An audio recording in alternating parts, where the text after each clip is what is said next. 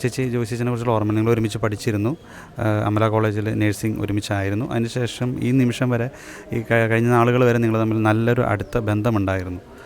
എന്താണ് ജോയ്സി ചേച്ചിനെ കുറിച്ച് ഇപ്പോൾ പറയാനുള്ളത്? ജോയ്സി എൻ്റെ ജൂനിയറായിട്ടാണ് അമലയിൽ ജോയിൻ ചെയ്യുന്നത്. ആ സമയം മുതൽ ഞങ്ങളുടെ അന്ന് ജീസസ് യൂത്തിൻ്റെ ഒരു ചെറിയ പ്രയർ ഗ്രൂപ്പ് തുടങ്ങിയപ്പം ആ സമയം മുതൽ ജോയ്സി ഞങ്ങളുടെ കൂടെ ഉണ്ടായിരുന്നു. ഞാൻ അവിടുന്ന് 2000-ലാണ് അമലയിൽ നിന്ന് ഞാൻ പോരുന്നത്. ആ സമയം വരെ ആ ഒരു 5 വർഷവും ഞങ്ങൾ തമ്മിൽ ഒരു സീനിയർ ജൂനിയർ റിലേഷൻഷിപ്പല്ല, ഒരു സ്വന്തം സഹോദരിമാർ എന്നുള്ള ആ ഒരു റിലേഷൻഷിപ്പായിരുന്നു.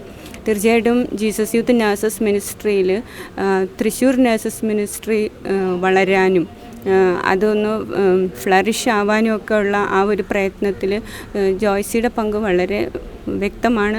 അല്ലെങ്കിൽ ജോയ്സി അതിനകത്ത് നല്ലൊരു റോള് വഹിച്ചിട്ടുമുണ്ട്. ജോയ്സിനെ കുറിച്ച് എനിക്ക് ഓർക്കുമ്പോൾ ശരിക്കും വചനത്തിൻ്റെ ഒരു വക്താവ്. അവളെന്നും വചനം വെച്ച് പ്രാർത്ഥിക്കലാണ് അന്നു മുതലും.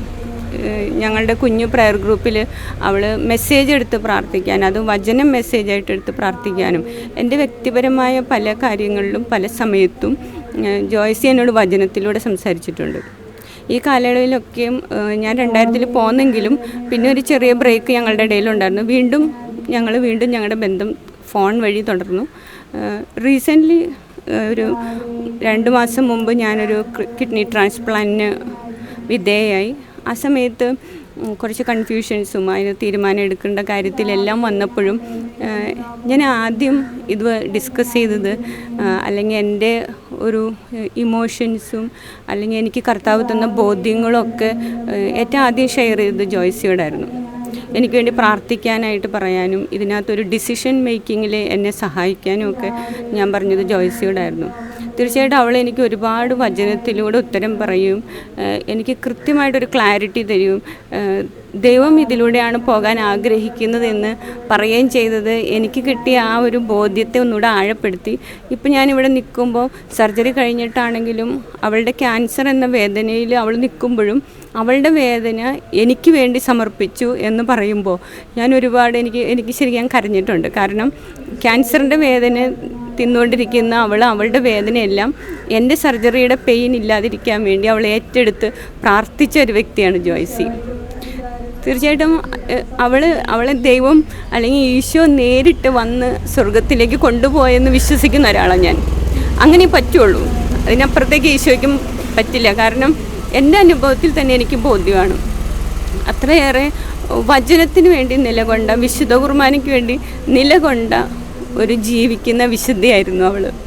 അവളുടെ കൂടെ ഒരു 5 വർഷക്കാലം ജീവിക്കാനും അല്ലെങ്കിൽ അവളുടെ കൂടെ ഒരുമിച്ചിരുന്ന് പ്രാർത്ഥിക്കാനും കുറച്ച് കാര്യങ്ങളിൽ നഴ്സസിൻ്റെ ഇടയിൽ ചെയ്യാനും ഒക്കെ കർത്താവ് എന്നെ അനുവദിച്ചത് ഒരു വലിയ ഭാഗ്യമായിട്ട് ഞാൻ ഇന്ന് കരുതുന്നു. വിശുദ്ധയുടെ മരണം എന്നാണ് പലവരും, ഇവിടെ വന്ന പലരും ഈ ഒരു മരണത്തെക്കുറിച്ച് പറയുന്നത്. അപ്പോൾ ഈ രോഗാവസ്ഥയിലായിരിക്കുന്ന സമയത്ത് പോലും നിങ്ങൾ തമ്മിൽ ബന്ധമുണ്ടായിരുന്നു. അങ്ങനെ ഒരു വിഷയത്തെക്കുറിച്ച് എന്താ പറയുന്നത്? തീർച്ചയായിട്ടും രോഗത്തെ അവളൊരു രോഗമായിട്ട് കണ്ടിട്ടില്ല. ഈ ക്യാൻസർ എന്ന അവൾ പലപ്പോഴും പല വീഡിയോസിലും മെൻഷൻ ചെയ്തിട്ടുണ്ട്. ക്യാൻസർ എന്ന സീനെ ക്രിസ്തു എന്ന സീ ആയിട്ടാണ് അവൾ കമ്പയർ ചെയ്തിരിക്കുന്നത്. അപ്പം ആ ക്രിസ്തു എങ്ങനെ നമ്മളിൽ രൂപപ്പെടും എന്ന്, സഹനത്തിൽ എങ്ങനെ ക്രിസ്തു രൂപപ്പെടും, സഹനത്തിനെ ഒരിക്കലും അവൾ സഹനമായിട്ട് കണ്ടിട്ടില്ല. അതിനെ ഞാൻ പറയും ദൈവജനം കൊണ്ട് സഹനത്തെ ഓവർകം ചെയ്ത ഒരു ജീവിക്കുന്ന വിശുദ്ധ തന്നെയാണ്. എൻ്റെ ജീവിതത്തിൽ എനിക്കതൊരു വളരെ എക്സ്പീരിയൻസ്ഡാണ് ഞാൻ. അതുകൊണ്ട് തന്നെയാണ് എനിക്കത് പറയാൻ ഞാൻ വളരെ കോൺഫിഡൻ്റ് ആണ് അവളെ പറ്റി പറയാൻ. അപ്പം തീർച്ചയായിട്ടും രോഗം വന്നു. ഈ സഹനങ്ങൾ നമ്മൾ പറയില്ലേ, സഹനത്തെ പുഷ്പങ്ങളാക്കി മാറ്റി.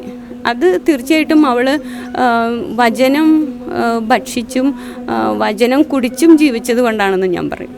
എങ്ങനെ വചനത്തിൽ ജീവിക്കാമെന്ന് കാണിച്ചു തന്നു, അതാണ് അതിൻ്റെ ഒരു സത്യം. നേരത്തെ ചേച്ചി കിഡ്നി ട്രാൻസ്പ്ലാന്റേഷനെ കുറിച്ച് പറഞ്ഞു. ജോയ്സി ചേച്ചി ആയാലും ജീവന് വലിയ മൂല്യം കൊടുത്തിരുന്നതാണ്. 5 മക്കളുണ്ട്, സിസേറിയനിലൂടെ 5 മക്കളെ നൽകി.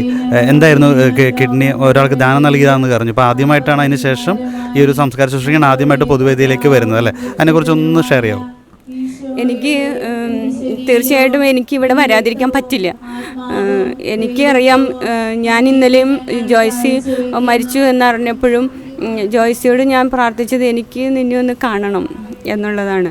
അപ്പോൾ ഇതിനകത്ത് ജോയ്സി ഇത്രയേറെ കർത്താവിന് വേണ്ടി വില കൊടുത്തിട്ടുണ്ടെങ്കിൽ ജോയ്സിനെ ഒന്ന് കാണാൻ ഞാൻ ചങ്ങനാശ്ശേരിയിൽ നിന്ന് ഇവിടം വരെ എത്തുമ്പോൾ തീർച്ചയായിട്ടും സ്വർഗത്തിലിരുന്ന് ജോയ്സി എനിക്ക് വേണ്ടി പ്രാർത്ഥിക്കുമെന്ന് എനിക്കറിയാം. അപ്പോൾ അതുകൊണ്ട് തന്നെ ആ ഒരു ബോധ്യത്തിലാണ് ഞാൻ ഇറങ്ങണം, അല്ല എനിക്ക് പോകണം എന്ന് ഞാൻ എൻ്റെ ഹസ്ബൻഡിനോട് പറയുകയും അവർ പോകാമെന്ന് പറയുകയും ചെയ്തത്. അപ്പം ഞാനിതൊരു സർജറി കഴിഞ്ഞിട്ട് ഇപ്പോൾ 2 മാസമായി. ഞാൻ അതൊരു എന്താ പറയുക, ദൈവനിയോഗം പോലെ ദൈവം പ്രേരിപ്പിച്ച് ഞാൻ ഒരാൾക്ക് കൊടുത്തതാണ്. അത് ഞങ്ങൾ രണ്ടാളും ദൈവകൃപയാൽ ഒരുപാട് ജീസസ് യൂത്തിൻ്റെയും മറ്റുള്ളവരുടെയൊക്കെ പ്രാർത്ഥനയാൽ ഞങ്ങൾ രണ്ടുപേരും സുഖമായിരിക്കുന്നു. ഇപ്പോൾ ഇവിടെ വരെ വരാൻ ദൈവം അനുഗ്രഹിച്ചതും ഒരുപാട് ജീസസ് യൂത്തിൻ്റെ പ്രാർത്ഥന കൊണ്ടാണ്.